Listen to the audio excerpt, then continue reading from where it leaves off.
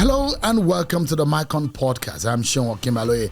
The Micon Podcast is an independent show separate from my weekday show on Channels Television, which is Politics Today, and the weekend edition, Sunday Politics. Let's face it, things are not going well in this country, but we'll get it better. Well, nobody can tell these things will go down, except those in government who have constantly told us that it may get worse before it gets better.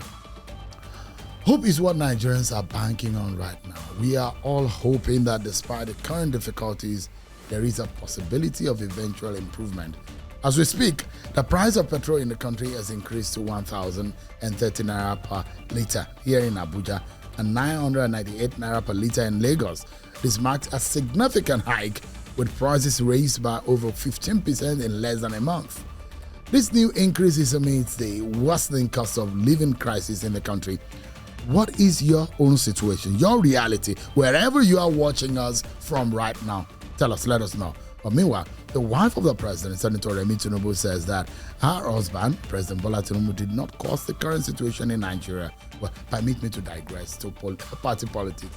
The Labour Party's internal conflict and leadership disputes have also shown us that everyone has a situation or the other that they are dealing with, big or small. It depends on where the shoe pinches. So, is Nigeria's situation too complex to fix? What is the way out of our political, economic, and security challenges, ethnic tensions, and corruption at all levels? Joining me today to discuss these present issues is someone who's never shy about speaking her mind. She's an activist and a co-founder of the Bring Back Our Girls movement, Ms. Aisha Yesufu. Thank you so much indeed for joining us on the Micon Podcast. Thank you for having me, Seun. But let me just say I'm not an activist. I am an active citizen. There's a difference. But I'm a trader at the same market. It's good to have you. Thank you. I'm not sure that you are one of us who is experiencing the biting situation of the fuel price. It looks like you are permanently on CNG or you are CNG. Do I want to die early? That thing is death trap. With all the things that we are saying, that it's not as safe as it's supposed to be. Have those videos been confirmed though? No, but there are a lot of this thing out there, like the messaging that it's not as safe as they are making it out to be. And so we need to look at, in terms of trying to cut costs, what is the implication. But let me tell you something. I'm actually not one of you that is feeling the bite, because I have a husband who takes care of me and ensures I have a full tank. So you voted and you work for Peter Obi. Mm-hmm. And you are one of those who won against Bola Tinubu. But now you're one of those who are saying, oh, yeah, you got what you deserve. Those who voted. But either you voted or you did not vote. We have a president, isn't it? No, we don't. We do have a president. No, you have a president. I don't have a president. What do you mean? You are a citizen of Nigeria and you reside here. Nigeria, I reside here, but we have an illegitimate president, someone who rigged his way into office. It's like if there's a military coup, are you going to sit down and accept that, oh, you have a president because someone, there was a military coup? This is a political coup. You cannot say that because you do not have evidence. Aisha Yesufu can and have said that Nigeria does not have a president. What we have is someone who rigged his way into office, who is illegitimately occupying his office. The court does not agree with your position. The court that has been captured can do whatever it wants to do, and that's why there's no respect for it. And that's why you have governors, coming out to thank a Tinubu when the judgment goes their way. So the fact that we have a captured judiciary and whatever, Aisha Yesufu, and I say it without mincing word, I don't put water for my mouth, there's no precedent in Nigeria. There's a president, Bola Tinubu, factually. The former governor of Lagos State, Bola Tinubu, yes, is illegitimately occupying an office he shouldn't. And I've said it. You have your opinion, should I have my own? So why does he have to? No, there is a fact. There's a fact, there is an opinion. No, then go ahead with your own fact. This is mine. This is my reality. And I'm telling you, Nigeria does not have. Why is it difficult for you to accept that? Why should I accept in the next 4 years? Hold on, Seun. Someone comes to my house, steals my car, take it away, repaints it, and you're telling me that I have to accept it because it's been repainted and you have gotten papers for it. You cannot prove that. The proven or not the proven, that's not the point. This is what I'm saying to you, Seun. This is Aisha telling you that Nigeria does not have a president. If you, Seun, believes that Nigeria has a president, go ahead. Who is stopping you? In this situation that we're in now, and I see the effort that you have made, you're one of those who went to Edo State. You campaigned for Olumide Akpata And there are those who have, in fact, mocked you and said, let Aisha go to her village and ward and polling unit and let us see how she can test whether or not she's got the popularity. There are those who will say, Aisha lost her polling unit, Aisha lost her ward, Aisha lost her local government.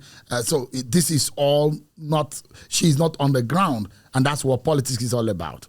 Well, the first thing I'm going to say to them is how much are they buying dollars? How much are they buying the fuel? You just realize the prices of fuel are everywhere. And it's very comical when people think that politics is about testing popularity. It's not about testing popularity. It's about the lives of the people that are going to be governed.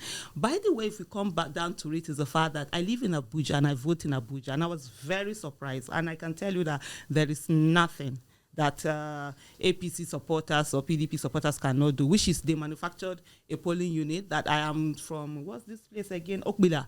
Well, I take it that if they feel that that's my polling unit, and I think they said 4 in my polling unit, but one of the things they don't realize is the fact that in 2019, I'm a person of conviction.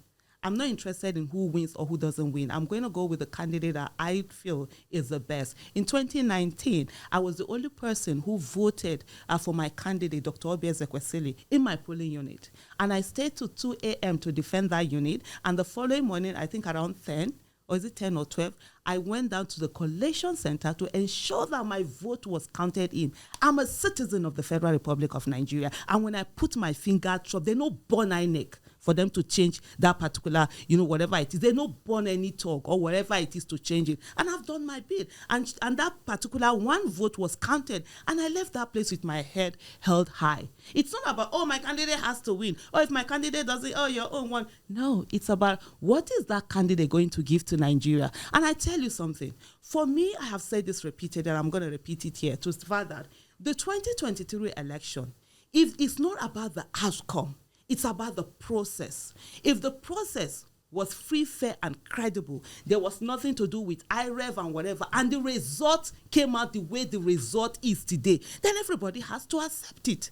Whoever is voted in, if Nigeria decide to vote a goat as president, we always call that person the president. But when someone isn't voted for and the people rig their way in there, we must get to a place whereby political coup is taken the same way as military coup. We cannot have people come in, subvert the system. The result must not justify the means. No, it doesn't, because that's what we just had in Edo State. So if you say the election in 2023 was rigged, so the candidates you worked for, were those votes also rigged in his favor? No, it wasn't. So, and I will tell you how it goes. So the vote for Peter Obi was legitimate, but the ones in the same breath for the other candidate, Atiku and Tinubu, were rigged. Is that your position? So let me tell you, there were some rigging. Let me correct that. In Lagos, the margin with which he won was way more than what he was given. In Jos, in Plateau State, the same thing. We have been a lot of those places. And let me tell you, it's not about whether I worked for or I did not work for. There's nothing like work for. I don't work for anyone. I work with people. And by the grace of God, I'm not going to work for anyone. I'll work with you, not for you. So you didn't work with Peter? I mean, I worked with him. You didn't work for him. So you didn't get paid for what? Why should I get paid? Who the heck has the money to pay me? No, people get paid for working in the president. Even in the US, people can. I have a big mouth, physically and figuratively, and I love to use my big mouth. And so because of that, I don't collect no dime from nobody. My NGO, I use my money. Every this thing I've been part of, movement or whatever, I spend my own money. I don't touch nobody's money. Because the question, there are issues being raised about the campaign funding. We'll get to that. Because there are those even pointing accusing finger that some of you have not been transparent enough into the funds that were put into your hands in that campaign. People have said so that. When you say you did not benefit at all, there are those who will be in the corner and be laughing and say, "Oh, Aisha, they please." can laugh, and you know what? And that's why I have a very huge mouth. And I say to them, "Come out anywhere that Aisha has done anything of wrongdoing, bring it out. More Aisha Yesufu, I will call myself out." You know what they call process? One of the things that Nigerians don't understand is this thing about people standing and following the due process. And that's exactly what I did. Before we get there, let me go back to what I was saying to you, Seun. On the issue of the fact that there was no transparency, IREV on the day of election, let's not forget February 25th, all of a sudden it didn't work. There were 3 elections on a particular day, and it didn't work for one of them, which was the presidency. Every result could be put in for the same place, the same time, everything for House of Representatives, for Senate, and all of that. And then you came to presidency, it wasn't working. You've seen what River State have continuously said right now, where with the accusations going on, with the fight between Wike and Fubara going on, the people who helped in rigging that election coming out to say, this is what they do. Haven't you seen any of those videos? They've come out to say, this is how they rigged the election. For me, the issue is not whether who becomes the president, right? If Nigerians had actually voted for the former governor of Lagos, Bola Tinubu, and he got there, well, you say that's what the people's choice is all about, and that's the beauty of democracy. People do whatever it is that their choice is their choice, and their vote to do that. But that wasn't what they did. There was a rigging, and we have a situation here that should worry every one of us. The fact that the burden of proof is not on INEC, that is conducting. And you've seen people who have taken us back. Our democracy has gone back to pre-Yaradua days with all the things. Having said that, coming back to the campaign funds. Just for a moment before you go there. Okay. So are you suggesting that we should amend our laws such that the burden of proof will now be on INEC? Absolutely. You conduct election. You were given the monies to do it. How come you're not the one? And you said the election you conducted was free, fair, and credible. Why is the burden of proof on the person who is saying that it isn't? You should come and show Nigerians, INEC should come and show Nigerians at every particular time that the money that was invested in them, everything that was given to them, and the constitutional duty, responsibility given to them to conduct a free, fair, and credible election, that they have done it. We have situations right now where even when INEC is called upon to bring materials, they don't bring it and they get away with it. Why are we having all of this? We have situations whereby the courts that has been captured, the judiciary is a joke. Nigerian judiciary is a joke. Is that fair? Joke. It's more than fair. Because there are those when it comes to corruption, who are upright in the judiciary, yes, and when they hear this, and you having the same brush to paint everyone. Something that surprises me a lot.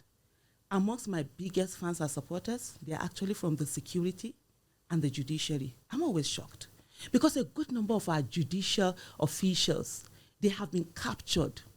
They have been oppressed and suppressed. They can't. Only a few corrupt ones are heading everything and standing out there. You need to see what our judges are going to, even those that are at the top echelon of all this, of the judiciary. So people are going to, so when we talk about capture, there are a lot of them who can't say because of their job and everything. And when we speak out their minds. I've met them who have said, yes, what you're saying is so when I say it's corrupt, it's not even about me. What is this now? I think Nigerian is the judiciary has been captured as the most corrupt.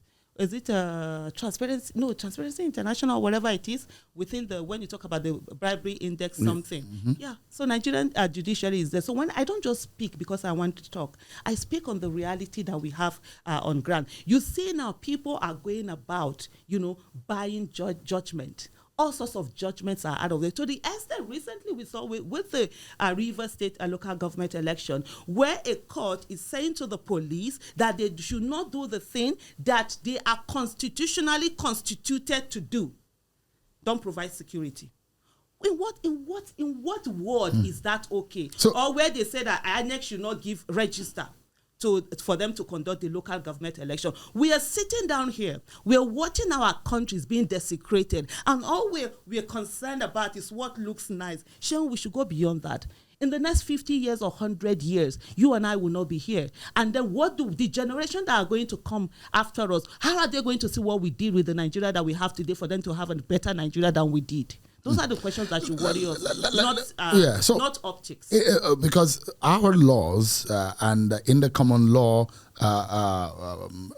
system, it says that he who alleges must prove. It means that if you say that the election was rigged, you have. So when you are asking that our law now should be tweaked in such a way that the onus of proof should fall on INEC, how realistic do you think that will be? Very realistic. Because at the end of the day, the whole evidence for election is with INEC. Our laws, yes. Are you saying it's difficult for one to prove that the election was rigged? No, hold on. It is because it depends on whatever the court is going to say. You can bring in the evidence. The court says to you, I'm not going to accept this evidence. Or it depends, even with the evidence that comes before the court decides what is going to accept and what is not going to accept at the end of the day. And sometimes hands are tied.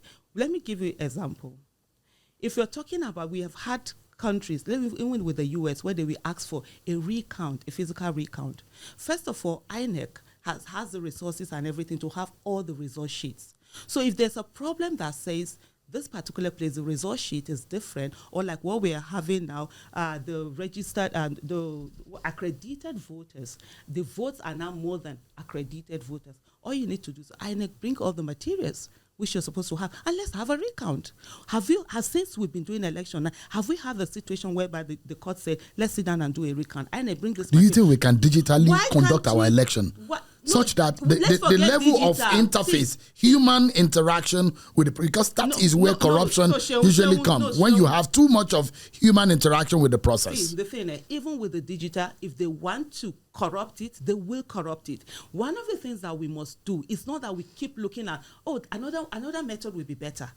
The one that we have right now, can we do it and make it work? And I said this to you, and that's why I said the burden of proof should be with INEC. INEC conducts election. INEC has all the result sheets, right? They have the result sheets with them. And they're not supposed to destroy this result sheet. So if we have a problem with certain areas and say, these places, the results are this, what will it take for the court to say to INEC, bring every of those results? If it's going to take us 1 week to recount every, let's say, a presidential election, let's sit down and physically recount it on live TV. We are talking about our nation here. This is not, we have reached lower than ground zero. This is not where we'll sit down and be thinking about, what looks pretty. People are dying. We are talking about people's lives here. So INEC can do that. It's not to first of all thinking that, is it digital or not digital? Because if the same people, we do things about digital. Yeah. We've seen since let me look at 2015. We've had amendment of the Electoral Act. And fantastic. Jonathan did an amendment, brought in the card reader. What do we have? The judiciary insisted, Supreme Court said that the card reader was not admissible in the court. It took us back. We saw Buhari. As bad as Buhari is, the most failed leader then, before the former governor of Lagos State, Bola Tinubu, decided to illegitimately climb office. And this is Aisha Yesufu speaking her mind. It's not you. If FCC have any issue, they should come and meet me. My house is not far from there. You're not afraid of what would they do? To be put behind bars for your statement that might be regarded as illegal and unlawful. They either put me behind bar or they put a bullet through my head. There's nothing that they're going to do that hasn't been done before. You understand? Terrorists are killing people out there. What are they going to do? Put me behind bar? Please feel free. When I'm behind bar, guess what? I'll be safer than you are. Because I have people protecting me. Every one of us in our houses, we are not safe. In Abuja, they are going to people's houses and carrying them. Terrorists are going inside people's houses and carrying them. So I'll be afraid that someone is going to lock me. So please bring it on. Let me ask you something quickly. Are you worried about your political stance recently? You supported Obi Ezekwesili. Mm-hmm. She lost. You supported Peter Obi. He came distant third. You went to Edo State. You supported Olumide Akwata. He came a distant third also. With the benefit of hindsight, all these gap in performance of those whom you have supported, there are those who are saying, is it possible for you to rethink your support when it comes to election and probably stay on the side that can also win election and probably actually build structure? Because political structure also win election, don't you think? So in 2019, I supported competence, character, capacity. And Nigerians decided that they were going to not follow the best candidate and do whatever they do. Fine, it's a choice. In 2023, I also supported competence, character, capacity. And Nigerians did vote for him, but then there was a rigging that happened. In Akpata's case, I also supported competence, character, capacity. And Nigerians decided that in that case, there's also rigging that had gone on, even though the higher ones, some sold their votes, some did this thing. So you thought that the election in Edo State was rigged too? Absolutely. Hold on, Shehu. Let me finish what you have asked me, because it's very crucial. The question that you've asked is the myopic mentality of a lot of Nigerians. The election has to be who wins. That's why you see people in the morning, they will be in one party, in the evening, they will be in another party, and they go to another party, because all they want, they will rather support corruption, they will support structure of criminality, for them to say that they are on the winning side. I don't want to be on the winning side. I want to be on the side of competence, character, capacity, that when Nigerians decide to have sense and allow them to go in, we work for them and give them good governance, accountability, and transparency. transparency. So election is not just about winning. It's about ensuring the right person get into office. If you see these attributes in the APC or PDP, would you support them? If there's someone who is there, absolutely, why not? I've always said this. Let me tell you something. It's not about the party. It's about candidates. So you're not a member of a Labour Party? I'm not a member of a Labour Party. But you are obedient. I've never been a card-carrying member of any party. And I think I need to change that. I'm still waiting. I've not gotten to a place where I want to do sacrifice, because leadership or whatever in that place there's a whole lot of sacrifice attached to it. When you say obedient, I'm a Peter Obi supporter. Even though when that word was coined, I was one of those persons who said that the only person that's going to be obedient is Peter Obi, because whoever is serving has to be obedient. So, but by now, with the loose definition that anyone who supports Peter Obi is obedient, yes, so that makes me obedient. But I'm not obedient to anybody. And even to Mr. Peter Obi was a father. When you get to office, by the grace of God, as the President of the Federal Republic of Nigeria, you are the one who is going to be obedient to the people and serve the people. And what we are looking for are people that are going to serve. And you know, there was something you made, there was a remark you made earlier on. Have you been paid? Have you know? I've not, because for me, I'm not hungry. You understand? I'm like, I heard someone who said that, school fees will not pay itself. There are a lot of people who come from that mentality that school fees will not pay itself. So they are forced to either go with who they think will win, no matter how corrupt they are or whatever. I'm not in that place. I'm a trader. I build houses, I sell houses. I started trading in the year 2000. I used to go to Dubai to buy things and come here to sell. I've never worked for anyone. I have a master's in pharmaceutical microbiology. I got that since 2007. I started my master's in 2000. Long story, the school, of course, you know what, Nigeria. I wanted to have my PhD before I was 30. So I don't need to work for anybody. I don't need to earn salary. I live my life. I'm financially independent. I was 40 thanks to Mr. Yesufu too. Yeah, the man is doing a good job, isn't it? That place, I'm absolutely. We need to give him an award. Absolutely, oh my goodness, sweetheart, I love you. You know, I'm coming to that place where, for me, I worked on my financial independence before I started speaking on. So you're an independent woman. I'm a financially independent woman. I've been before I was 40. I grew up poor, where I would go to school in the morning without breakfast. Coming back home, I wasn't expecting lunch, and I saw how, because you are poor, you are. So you were born in poverty? I wasn't born in poverty. My father lost everything, and we became extremely poor. Within a twinkle of an eye, we lost everything. And I grew up in Kano, in a place called Kwanahodo, where it's deadly in a way that when other people hear we're from that place, they're afraid of us. Even up to today, you see, like the talks or whatever, I call it the Ajengule of Kano. And so saying that when you're So you were from the slum? I am. Wallahi, wallahi, tallahi, wow. Chow. I grew up in that place. And let me tell you something, Shehu. I saw where, because you're poor, you're faceless, nameless, and voiceless. And I grew up angry. And I didn't want to be faceless, nameless, and voiceless. So I didn't focus on Nigerian issue. Even though the first protest I did was in 1992, in my first year, my first semester in the university. I didn't talk on Nigerian issue until my 40th birthday. And what happened?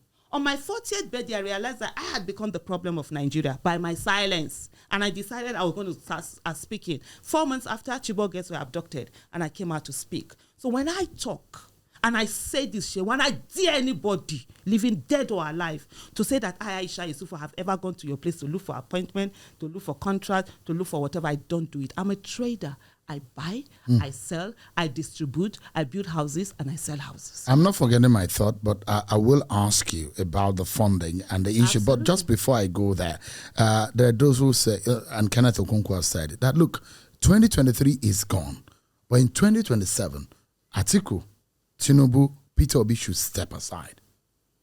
Would you be supporting Peter Obi in 2027? Absolutely. Or you hold the view that they should step aside? You know, what I found strange about that statement, and I remember we had a long conversation with Kenneth Okonkwo. I called him out, like, on what basis was Atiku, Tinubu, and Peter Obi put on the same pedestal? Yes, or used the same bench, a paint or brush used on them. It might have made sense to him, and he has a right to his own opinion. It doesn't to me. I don't see in what capacity would that happen. And for me, Peter Obi is one person whom I know has the love and care for people. He has empathy. He feels what happens to the citizens. And he's someone that I see who wants to have a legacy. That's something that's important to me. I'm not looking for someone who gets to office who doesn't care, who all he's thinking about is how do I take more money, how do I buy a private, more presidential jets for myself, more yacht, more whatever for myself, rather than how do I ensure my name that in the next, 100 years, 200 years, when they're talking about Nigeria, it's me. And this is someone that I know has the courage to take on the issue. Some people think that courage is by, when you just come out and talk and you can say this. And no, it's by putting yourself down there and saying those things that people are afraid to talk about. We know about oil theft. It's still going on in Nigeria.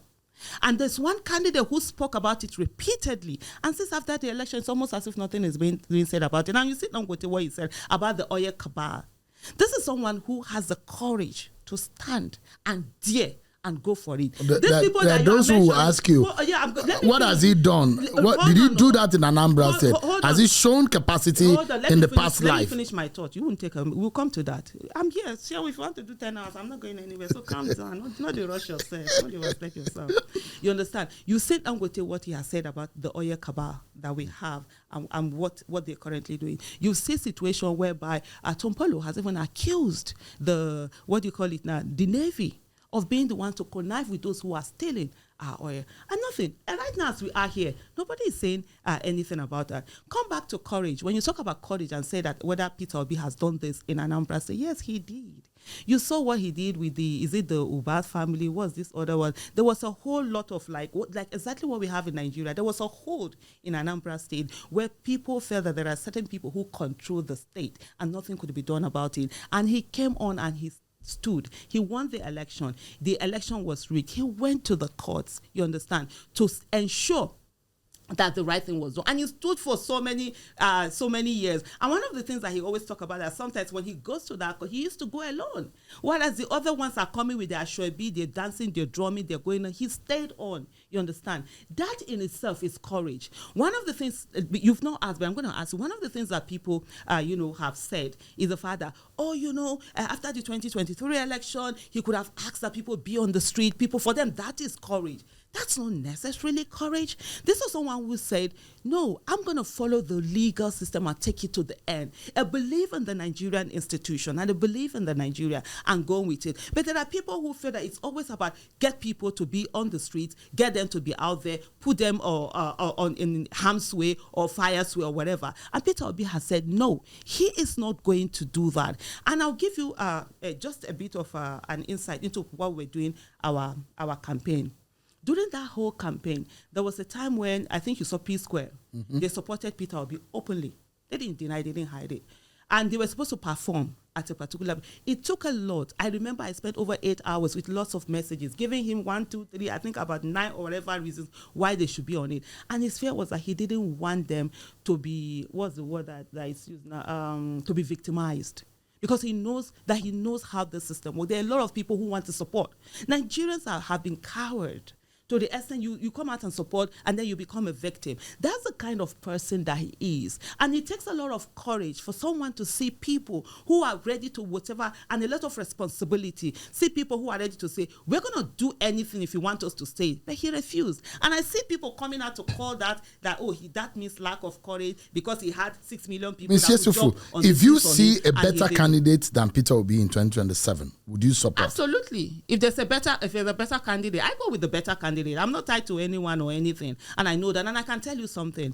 Even Peter Obi himself, like he said, he's not desperate to be the president of Nigeria, but he's desperate to see Nigeria work. And he himself, there's a better candidate. He will support that candidate. It's about our country that we need to rescue. It's not about anyone occupying an office. There's an influence that Peter Obi has that Tinubu cannot even dream about. You understand? Even though he's illegitimately occupying that office, he can't dream about it. And so this influence that comes from the legitimacy from the people, the love from the people, you don't need to be in office to have a name or be influential. There are those who ask, what would you do differently? Exactly, because the same thing, the same program, the similar ideas that Peter Obi said he has. What are the things that Bola Tinubu has been implementing? Let me tell you something. And I'm staking my name on it. Aisha Yesufu, that's my name, my reputation. The fact that Peter Obi, as a president of the Federal Republic of Nigeria, will not go and be buying presidential jet while people are suffering. Will definitely not go and be changing his car while people are suffering. Will not be buying a yacht. Will not be using 21 billion to build a house for his, deputy vice president. Will not be wasting those money. He will cut the cost of governance. So please, let's drop that. When we talk about subsidy removal, yes, Peter Obi did say he was going to remove subsidy by 50%, and then with the other things he talked about, that he didn't say he was going to come out on the day of his inauguration to make a reckless statement without anything in place, without putting things in place. So if Nigerians want to live in fool's paradise, let's live in fool's paradise, but let's not kid nobody, especially ourselves, and say that, oh, they would have done the same thing. There is nothing like the same thing being done out of there, and there's no way Mr. Peter Obi will give a contract to his friend without any public bidding for that, contract, without going through due process of 15 trillion, naira. And then I'm talking about the Lagos-Calabar coastal road, and then go about destroying businesses worth billions of naira just to support, some whatever thing that he wants to support there. And there's no how that a Peter Obi will sit down and dare to change our national anthem just because he feels like it and go out there. Did he change it? Hold on. It was the National Assembly that did it. Yes, that's what I'm saying. And go through with and come and say, yeah, and you remind me now, the National Assembly is captured, right? And it's the captured is not being used for the good of Nigeria. And go ahead. Who captured the National Assembly? And get it changed. There's no way he is going to do that, because he said during a campaign that he was going to change the national anthem. It gets better than the other one. The person who captured the National Assembly as of this moment is the former governor of Lagos State, Bola Tinubu. How did he do that? Do you have evidence? By having them in their pocket. I don't have evidence, but what's the name of your Senate president? Akpabio has our Senate president. Nigeria's Senate president. Yeah, Nigerian Senate president. Akpabio has evidence, and I've said it several times that he's going to do what the president has said once. So that's your evidence, right? You think the Senate and the National Assembly is a rubber stamp of the executive? It's not a rubber stamp. It's worse than a rubber stamp. The rubber stamp was what we had during Ahmed Lawan, and you could still see a bit of trying to have a bit of independence. Right now, if anything was a rubber stamp, that's what they are. There's really literally as if there's nothing there. And you've seen a National Assembly where the two leadership of the National Assembly go out there and constantly defend the policies of the executive. And let me tell you something, Seun. The legislative arm of government is the bedrock of democracy. Yeah, they have oversight function. They make laws. They approve, appointments of people. They ratify treaties and all of that. And they're supposed to hold the executive accountable on behalf of the people. But what we have with Akpabio Senate and the other persons, the House of Representative, this thing that we have, leadership that we have, is that they don't do any of this. What they do rather is to speak and defend the executive. And I tell you something. When you have the three arms of government, right, the executive is supposed to be the weakest. Yes, there's separation of power, but in its way, the executive is supposed to be the weakest of them. But you know what, in Nigeria, it happens to be the strongest because they have money. The other ones, the judiciary and the National Assembly and the legislative arm have turned themselves into slaves in Nigeria. And if you want me to tell your opinion is in their leadership. They're always doing the things that the executive wants. Let's ask you whether you can give us some transparency in some of the monies that have been put in your care. Yeah. Some dollars were being donated, were being given to the Labour Party campaign in donations for that election. What about the ones that? Which one are you aware of? The one I'm aware of is the Obi Dati campaign. That I was one of the signatories. How much went into that account? I think we got about 560 something million, if you want me. Dollars. Million naira. Please, I'm looking for those dollars. No, because we thought that there were foreign donations. The money that came out. Even me, I'm looking for the foreign donations. Whatever they are. Did Mr. Obi tell you about that? I don't know whatever Mr. Peter Obi did or did not do.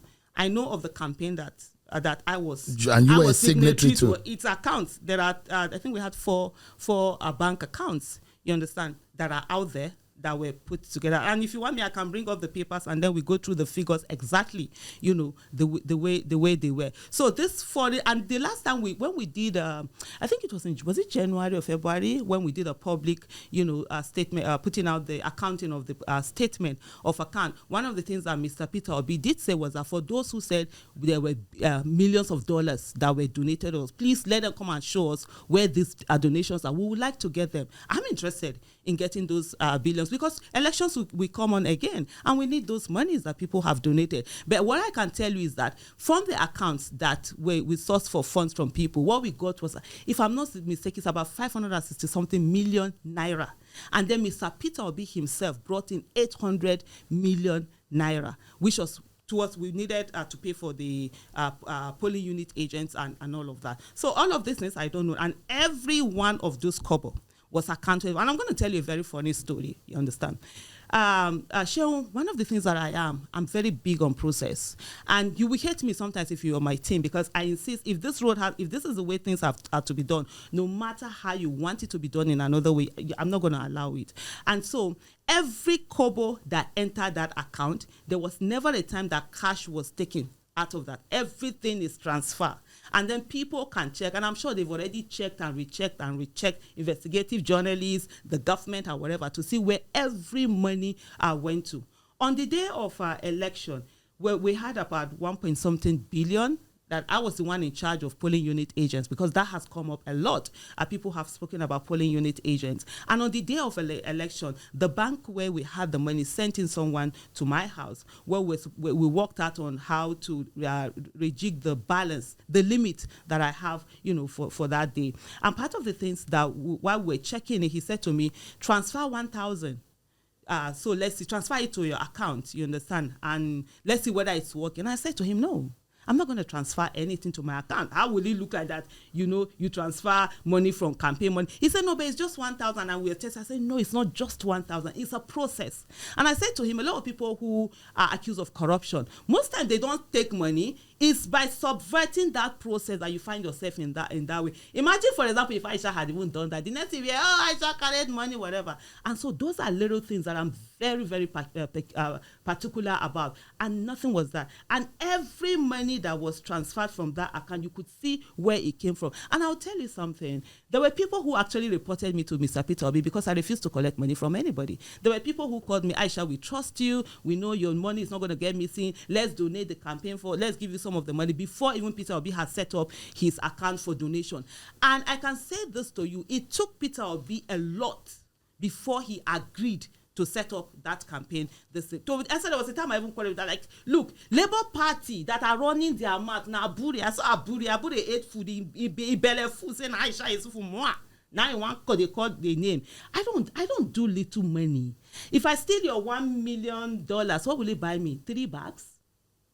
3 handbags? Is that what I'm stealing $1 million for? It will not buy me. There are some rings it will not buy for me. So for some of them that feel these monies are big monies and they are running their mouth, what they forget is that the Labour Party had their own account and they even started soliciting money from the public before we did. And I remember going to Peter Obi and I was like, you see, now we ought to have started our account and everything. It took a long time. We finally did it. Before we got those accounts, people that came to me, Aisha, no, we give. I said no.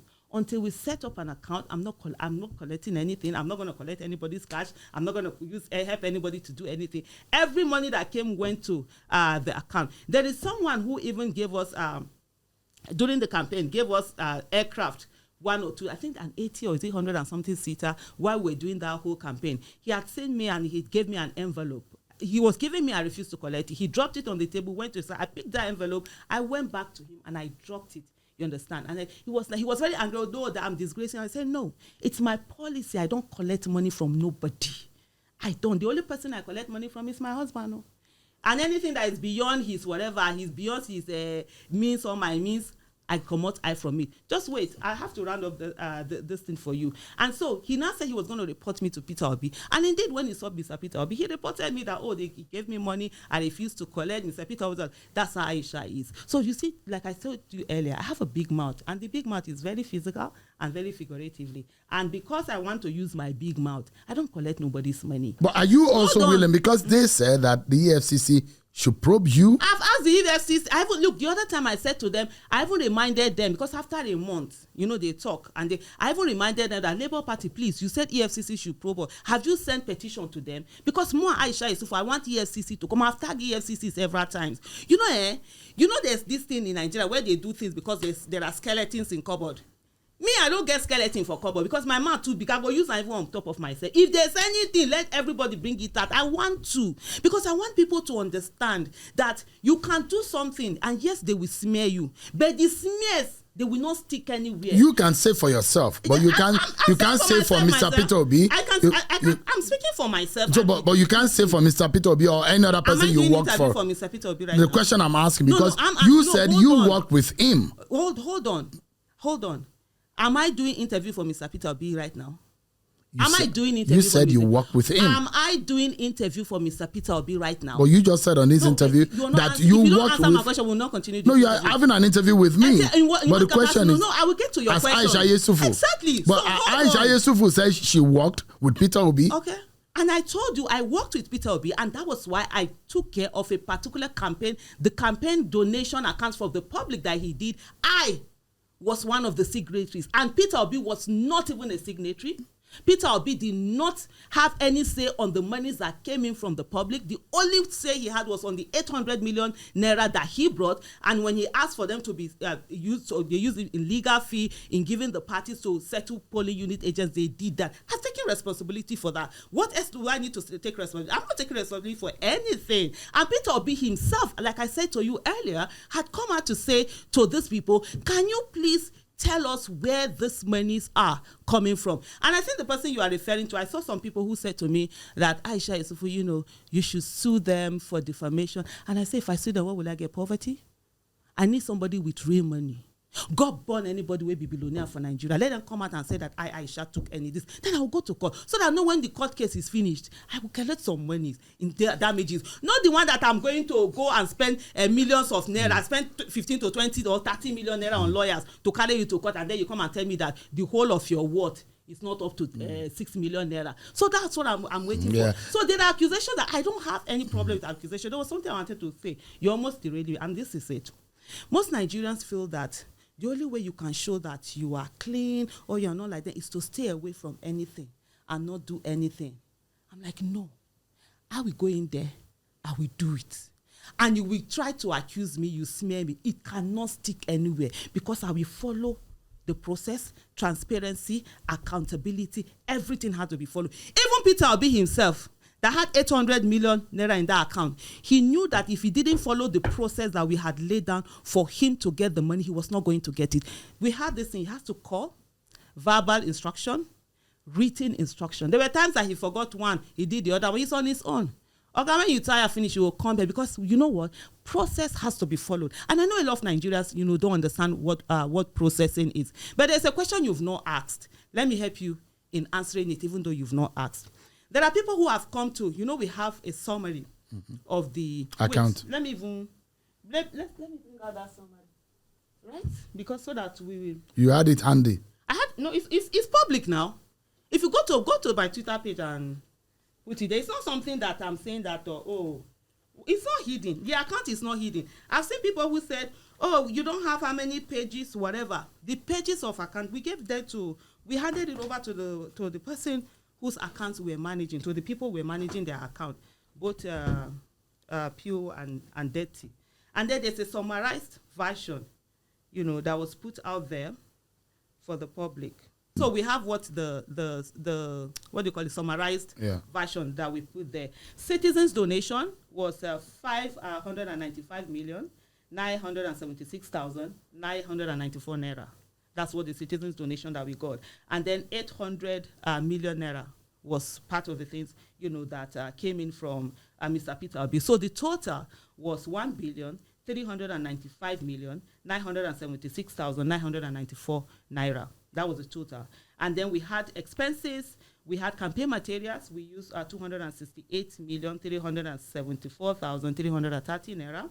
Media and radio broadcasting, we used 16,422,867 naira. So what we did with the media, we're very focused. We didn't have huge pocket like other people. So we didn't focus on TV adverts and go whatever. We did radios across the country. Bank charges, 1,750,544 naira. Administrative expenses, 475,000. Legal expenses, 744,500,000. And then you had campaign and election activities, 28,500,000. But there's one I kept aside, which is the polling unit agents' expenses. We had 324,381,700 naira. I'm going to come to you on this. With the polling unit agents, when we did, I told you, remember I told you that on the day of polling unit agent, the bank had sent someone to my house to help me with this thing. Aisha Yesufu, I was the one that was in charge of polling unit agents payment for Peter Obi. The money we had budgeted about, our budget was like 1.4. We had about 130-something thousand polling unit agents, 1.4. On the day of election, we started with the payment. We had started giving. So before then, was it that money before then, when Labour Party finally gave us the list, because you kept insisting, give us the list, I didn't get it. We got it at less than 24 hours or 48 hours to election. And so when we got it, we sent messages to all the Labour Party agents and said, send in your account number. So account numbers came in. And then we started paying on the morning of the day of election. While we're paying, something was off. Remember, people were saying they were not seeing agents in this thing, something was, and so we decided to do a test run of calling different this thing. You call a number, maybe it's a male, female pigs, or it's a female and male pigs, and like, what are you talking about? What are you doing? This thing. So Anna said, okay, you know what? Stop all payments. Yeah, I made that decision. And anybody want to say anything, I don't even care. So I go on. I kept receiving, the normal this thing they do. They say, oh, you're supposed to send 200 million to this, 400 million to that, this million to this, that they pay polling unit agents. I say, no, we are paying the polling unit agents. And I say, how? I said, by directly through their accounts. We'll pay them directly. Remember that election was when there was even that no cash, whatever. I said, so we'll do the transfer. That was even the first time that I knew that there was a bank's microfinance, whatever, or financial this thing that you could just use the person's phone number to open accounts and send them in. So there was a lot. If courts can kill somebody, I would have died on election day. Because the different this thing that, as one time my husband came to me and said, baby, are you sure these people will not say, let them not need to happen? They say it's because if I say whatever they will say, let them say. Because I've seen there are no polling units. So what we had was that the list that was given, the names that had been given before were swapped. And they were populated with fictitious names. And I'm saying this, and they've heard it, and I've said it before, they had fictitious names. And this was coming from the Labour Party national headquarters. From the Labour Party. I don't know whether it's the national headquarters or whatever headquarters, the Labour Party itself. And so, I said, no. We're not going to pay. Towards that, I couldn't reach Peter Obi. It was towards around evening, or maybe around 4 something, that Peter Obi called me on election day. I said, sir, see what's going on. The list that we're giving, it's mostly fictitious. Apparently what they wanted, they've done that to other parties also. Even with these elections that have been going on, this is what parties do. So they always tell you that, oh, you're not supposed to ask questions. And I was told that, oh, but we don't ask questions. You just said, I said, no, we want to build a new Nigeria. Not the Nigeria where you just send money anyhow. This is someone's hard-earned money that he's bringing in for us to pay polling unit agent. And so when I spoke to him, he said, Aisha, I said, don't worry, keep my money.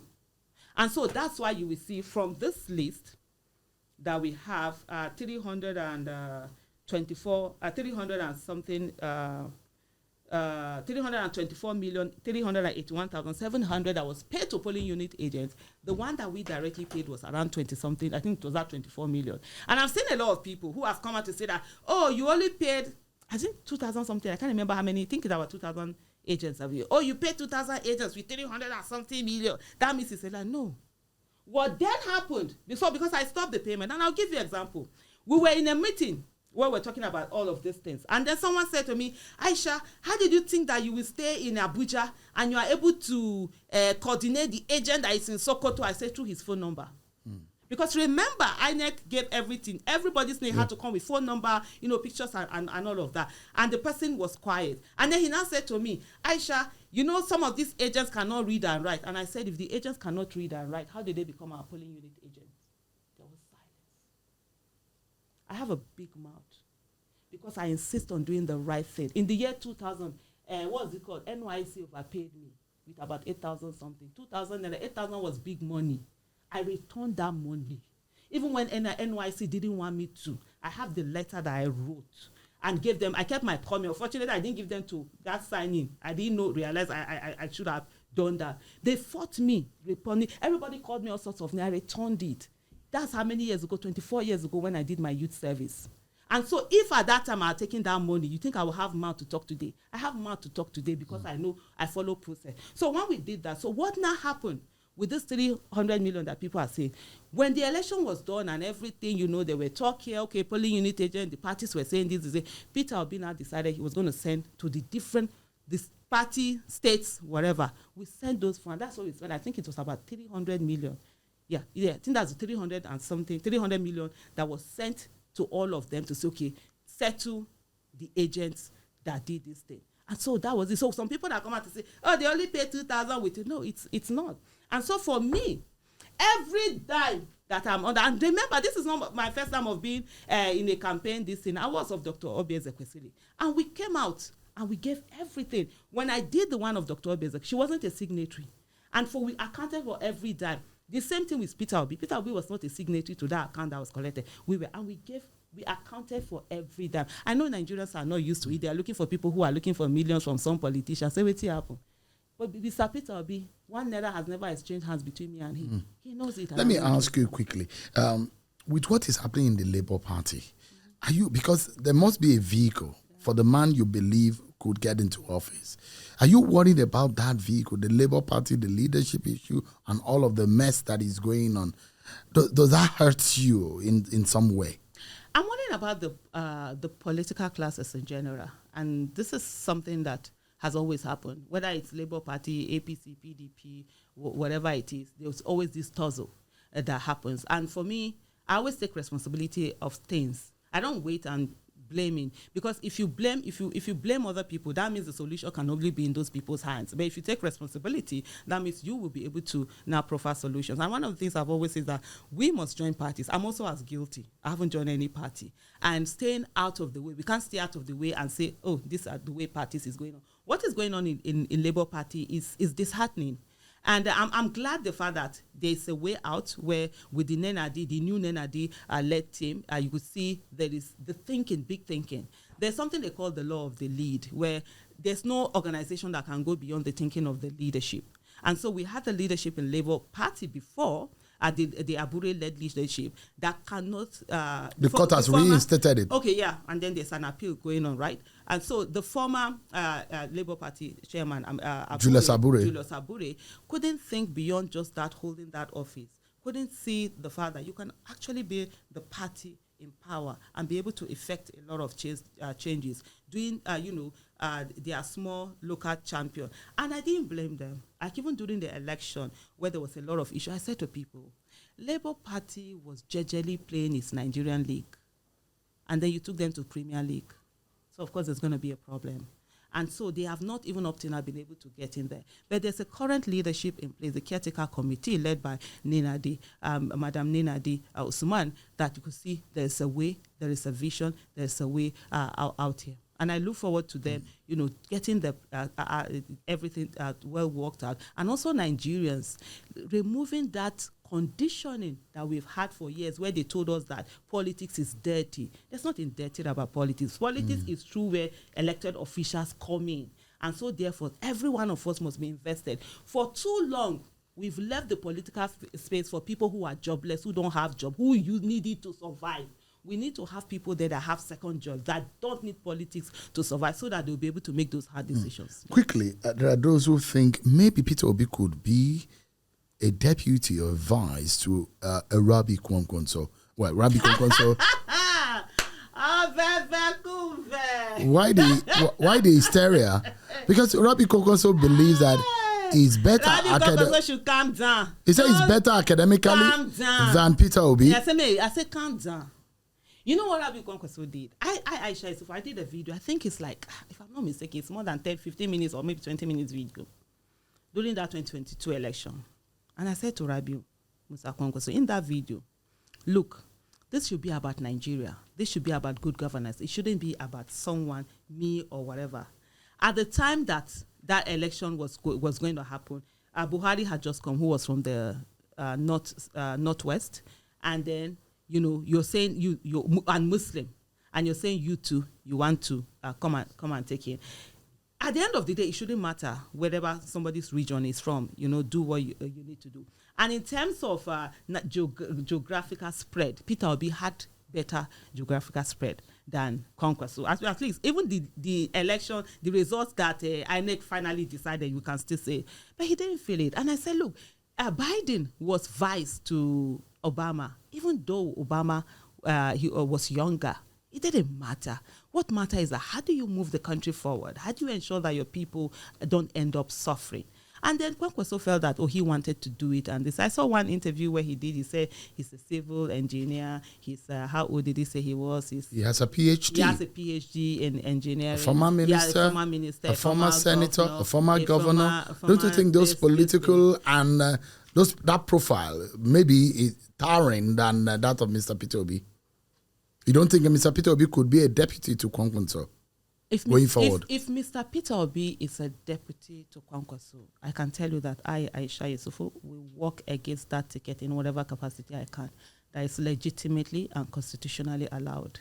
Because it's enough of the nonsense we have done over the time in this country where we continue to put the best food last. So you think Peter Obi is better than the Kwankwaso? It's better than Kwankwaso. So let's calm down, I beg. It's not about this thing. It's not about that you sponsored people to go, what do you call it, abroad to go and get education. During the election, every time Kwankwaso is always entering plane where it was his pilots that have done this thing. Where is Kanu when you were talking about education, the hierarchy of education? Yes, we sponsor some people there. Where are all of those things? So as far as I'm concerned, you understand? And that's my own opinion. Somebody else might be different. For somebody else, it might be the other way.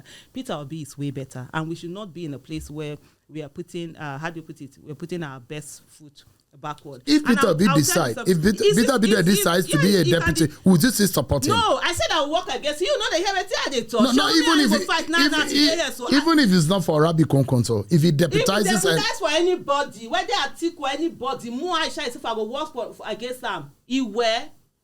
Now by first say go enter there. You never tell us all this time what we do with the kind of person we know. So it's Peter Obi or nothing? No, it's not Peter Obi or nothing. You asked me a question before. If there's anyone, if on the ticket there's anyone better than Peter Obi, whether maybe an Obi. Obi Ezekwesili. Anytime, any day. Above Peter Obi. Before, Dr. Obi Ezekwesili has it. You understand? Nigerians might not, with their Nigerian way of, they want the one that will be sweet talking them. Policy, everything, number one. You asked me, and I said, even the Peter Obi has said he's not desperate to be president, but he's desperate to see Nigeria work. Let me tell you something. In 2015, I voted Buhari. I voted Buhari because of Professor Yemi Osinbajo. I've never been a candidate of Buhari. Even 2014, no, I think October 2014 or September, the tweets are still there. You can always bring them up my tweet. I said Buhari cannot win election in Nigeria. After what happened with the 2011, riots that happened, that he could have at least said a word. Not all them. It was all over the northern part of the country. Bauchi was where they killed those coppers. People were killed. I was living in Kaduna at that time, and I said he could have said a word to put a stop to it, which was the same thing that people wanted Peter Obi to have done in 2023. I said no, he's not going to do that. And then I felt he can never. I didn't vote for Buhari in 2011. Is it 2011? Yeah, I didn't vote for Buhari in 2011. I didn't vote for Jonathan in 2011. Fact, they were not this. I voted for, what's his name? Nuhu Ribadu. And today, as I'm speaking to, if Nuhu Ribadu is running for council, I will not vote for him. Why not? Because he hasn't shown he has a character. But let me ask you quickly. So no, let me finish before you ask me. Let me finish this one. So because of that, I have seen what it is to vote. And that was why, if you remember, they said, and Buhari's case was someone who will always delegate. Buhari never does the work. Whether as well, I was 10 years old when he took over in December 1983. I turned 12 on the 12th of December. I turned 10 on the 12th of December 1983. Buhari took over on the 31st of December 19. I'm aware of that, at the jubilation on the streets and everything. He delegated to Idiagbo. When he was, what's the name? PTF chairman. He delegated to that something consortium. That the acronym was APC. And then, so we knew he has always used to delegate it. When he came, he did delegate, but he didn't delegate to Osinbajo. I remember that was always saying, oh, Osinbajo will take care of the economy, he will take care of security because of the insecurity that was rife, the attack on democracy and everything, the impunity from PDP's led government at that time. And we decided with these people, okay, let's try change. And I kept saying, no, if they don't work, we vote them out again. Unfortunately, Nigerians didn't go there. So I've seen what it is. You vote for a deputy. There's nothing there. There's no whatever. They just put them by the side. I will support Peter Obi to go and be somebody's. So quickly, do you think that Peter Obi should step out of Labour Party? Because it does look like the mess in Labour Party and the cobweb of crisis is entangling. Do I think? So I don't have a stake in Labour Party to be able to make that decision. But I would say to you, if Peter Obi had run as an independent candidate, if Nigerian laws allowed independent candidacy, nobody would have been able to rig that election. Nobody. The biggest one of this thing where we had, and I even said it even as far back as 2022, when you were talking about the weakness and threat, was actually the party itself. And the way it has been behaving, it hasn't done well. But Peter Obi has been one person who feels he wants to get things to work, not just to move on. And I respect that decision. But I would say if Peter Obi today decides that he's going to go out, start a new party, I mean, there are millions of Nigerians who are actually waiting for that.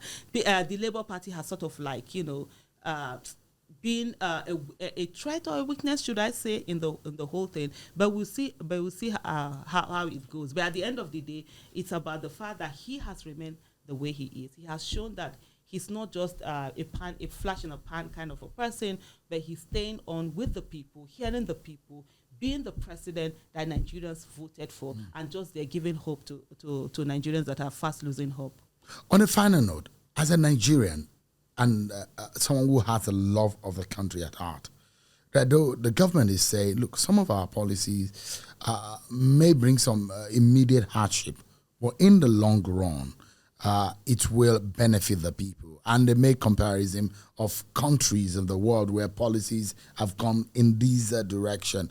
What kind of hope message are you able to give Nigerians today as to how great our country could be, and in a present situation, the kind of perseverance they should be able to muscle? Nigeria has everything to be great, and God has given us everything we need to be a great nation. And so when I see people praying for Nigeria to solve our problem, I say God will not do for us what he has given us capacity for us to do for ourselves. There's a whole of great hope in Nigeria, but it's disingenuous of this administration to say that they have put policies in place that on the long run are going to yield results. They haven't. And most times you see, if you're talking about people suffering, why is it that those that are in government aren't suffering? Why is it that they're wasting so much of taxpayers' money that it's not there to be wasted? But for me, the message that I would say to Nigerians is that we have a great nation, an amazing nation, and we have everything. Our unity, our diversity, they are all opportunity for us to excel and be there. And one of the things we must understand is that we must take part in politics. In 2018, I came to that realization that politics must be everybody's business. And like Dr. Obi Ezekwesili has repeatedly said, that we must fix politics to fix Nigeria, because that is where the people who are going to govern us, come in. And one of the things we must do is to forget about, our differences in terms of religion, in terms of tribe, gender, age, and all of that, and focus on the fact that we need to have accountability, transparency, and good governance, and to get ourselves going. And on the final note, I will say to every Nigerian that, look, if you go to any part of Nigeria and you take away the dressing and you take away the language, we all look similar. The air of poverty is the same. The untarred roads, the fact that access to good quality education is dependent on the economic status of one's family, the fact that we don't have good healthcare services, the fact that there's a lot of unemployment, the fact that, roads aren't good, people are suffering. So those are things that unite us. Why don't we unite and solve all of these problems and have a great nation? Then we can ask ourselves, who are we? Thank you. Ms. Aisha Yesufu, thank you so much. It's always a pleasure talking to you, albeit sometimes we disagree because... it's the disagreement is okay. Let me just say something on that. And I love the disagreement. No, even when you don't agree to something, at the end of the day, they say that I get coconut head. I know they hear what. That's how it is. And even my husband, when he came to propose to me, when he proposed to me, I said to him, I don't like housework and I'm always sick. And he still married me and I'm here enjoying myself. Many thanks to Mr. Yesufu. He's doing a great job. No, he's an amazing human being. Oh my God. So you are not the kind of independent woman who don't need men. No, I need my husband. Like I came in here, I'm very lazy. Sometimes my husband will look at me and say, if I die, how will you cope? I say, better don't die. Sit down here and look after me. So you are not an independent woman. No, you are dependent too. No, I'm dependent in that case. Yeah, very much so.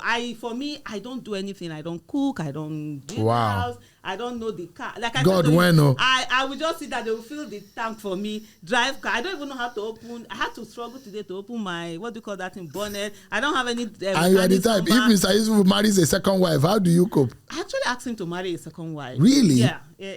Years ago, I used to tell him until he said to me, it seems as if you don't love me. And so that was why I stopped. Because my husband, like sometimes people say that the kind of love we have, sometimes it's a bit scary. If I'm not around, if I travel, my husband is always like, like he said, he doesn't even sleep well. He's always down and stuff like that. Even the kids say it. Wow. So I'm always like, go and marry another one. Me, I want to travel. But there's something that I said, let me put it on air. And I've said to a lot of my friends, if I die before my husband, ensure that 6 months, not more than 6 months, you should have another wife. I don't want him to follow me and our children will lose everybody. Oh. Yeah. Wow. We have a great love. You're such a lovebird. Oh, yeah, we are. Thank you so much indeed. It's always a pleasure seeing this other side of you. A lot of people don't know that. Oh, wow. They do love. Love wanting to. Thank you so much. And that's our conversation with Miss Aisha Yesufu. And I hope that one way or the other, you loved it, you disagree. But one thing about this whole conversation is about the fact that our nation is at the heart of it. Thanks so much, everyone, for being part of today's MyCon podcast. I'm Seun Okinbaloye. See you next time. Bye for now. Thank you for joining us on this edition of MyCon Podcast with Seun Okinbaloye. MyCon Podcast for the independent mind.